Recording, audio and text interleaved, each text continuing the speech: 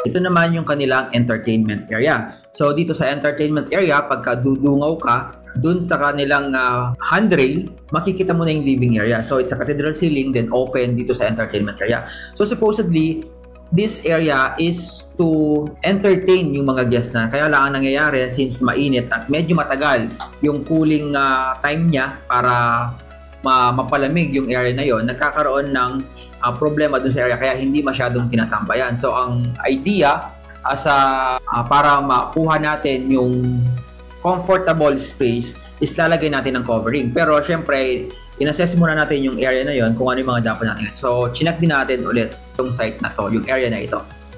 Okay, nandito tayo sa second floor ng ating renovation project. So ito yung second floor na nagagamit as entertainment. But ang nagkakaroon ng problema dito sa area na to, since we have a huge glass dito sa ating living area, which is cathedral ceiling, and dito sa part na to, meron din siyang malalaking glass. So tendency, kahit gusto nilang magstay dito, hindi sila nakakapag-stay dahil mainit. Kung bubuksan naman yung aircon, masyadong matagal para mapalamig yung air na to. So the idea is we will use the same function. Again, magkukulay tayo ng ating mga ceiling and walls kaparehas ng buong interior na gagawin natin. And as you can see, meron din tayong shadow gap na ita-transfer natin into our lighting element na magpapaganda at magbibigay ng bagong design dito sa ating area. But the idea, paano magiging livable yung area? So the suggestion is we will cover this area na pagka maglalagay tayo ng air condition unit, mas madaling palamigin dahil mas maliit yung area. So dito, pwede siyang maglagay ng glass. At sa portion naman yan, yung entry niya, maglalagay din ng glass.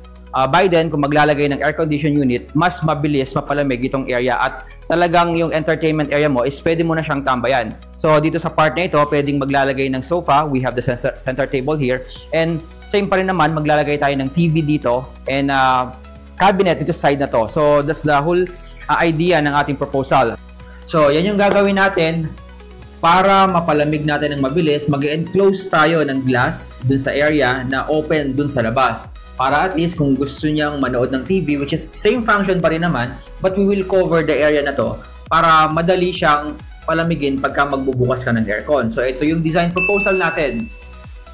It's still the same function. Meron pa rin siyang TV, pero maglalagay tayo ng couch na comfortable, center table, at saka maglalagay tayo ng cabinet dito sa harap ng couch nila para lahat ng mga items or lahat ng mga gamit nila na gusto nilang itago pero hindi nila maalis-alis sa entertainment area, pwede nilang itago dun sa cabinet na yon.